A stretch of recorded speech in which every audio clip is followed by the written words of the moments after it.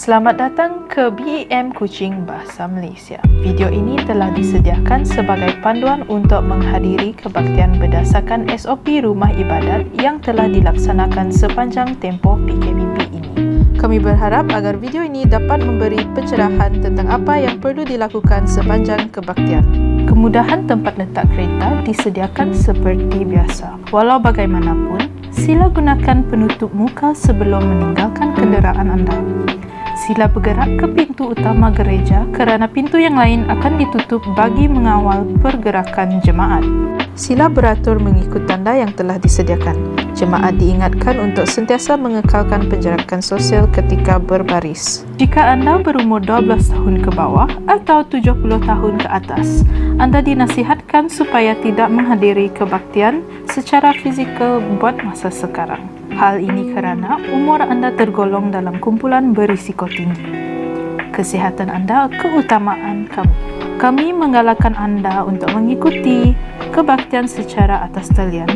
Tambahan pula, gereja kanak-kanak dan bilik asuhan bayi masih ditutup sepanjang tempoh ini. Anggota gereja yang ingin menghadiri kebaktian dikehendaki untuk mendaftar awal melalui Google Form atau memaklumkan nama dan nombor telefon kepada pejabat gereja di talian yang tertera. Ini akan memudahkan proses merekod kehadiran. Saringan suhu badan akan diambil sebelum memasuki Dewan Gereja. Pengiring seterusnya akan memeriksa nama anda yang telah didaftar awal dengan pejabat gereja dan akan merekod suhu badan anda. Aplikasi My Sejahtera juga akan disediakan. Bakul persembahan akan disediakan di pintu masuk gereja. Namun demikian, anda turut digalakkan untuk memberi persembahan secara atas talian. Sila patuhi arahan pengiring semasa berada di ruang gereja. Para pengiring akan mengiring anda ke tempat duduk yang telah disediakan. Anda akan disediakan dengan 2 keping tisu sanitasi yang akan diedarkan semasa memasuki Dewan Gereja. Anda diminta untuk sanitasi tempat duduk sebelum dan selepas diguna.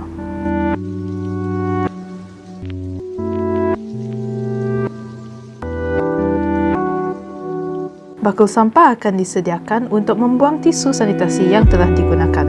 Sila patuhi arahan yang telah ditetapkan semasa berada di dalam ruangan gereja. Pelitup muka hendaklah dipakai sepanjang kebaktian. Jemaat tidak dinasihatkan untuk melakukan sentuhan secara fizikal seperti berpeluk atau berjabat tangan bagi memastikan penjarakan sosial. Sebaliknya, jemaat digalakkan untuk mencuba kaedah ini. Semasa sesi pujian dan penyembahan, jemaat tidak digalakkan untuk membuka pelitup muka.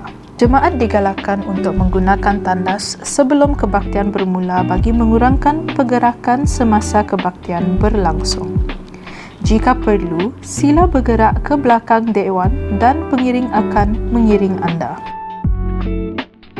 Untuk perjamuan kudus yang akan diadakan pada Ahad pertama dalam setiap bulan, anda digalakkan untuk menyediakan keperluan perjamuan sendiri. Anda tidak dibenarkan untuk berkongsi keperluan perjamuan kudus sepanjang COVID-19. Keperluan perjamuan akan dimaklumkan seminggu sebelum minggu perjamuan di laman media sosial gereja, dalam Facebook atau WhatsApp.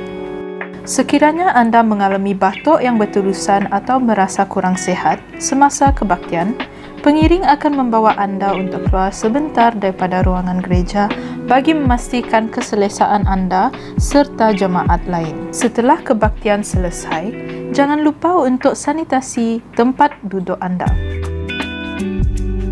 Sila patuhi arahan pengiring yang berada di tepi ruangan gereja yang akan mengiring anda untuk keluar. Jemaat akan keluar mengikut barisan tempat duduk untuk memastikan penjarakan sosial terjaga.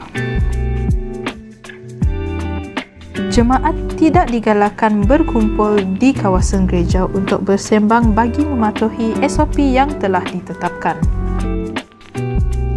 Kami berharap agar anda dapat melakukan persekutuan melalui kaedah lain seperti di media sosial atau secara kecil-kecilan di tempat yang sesuai.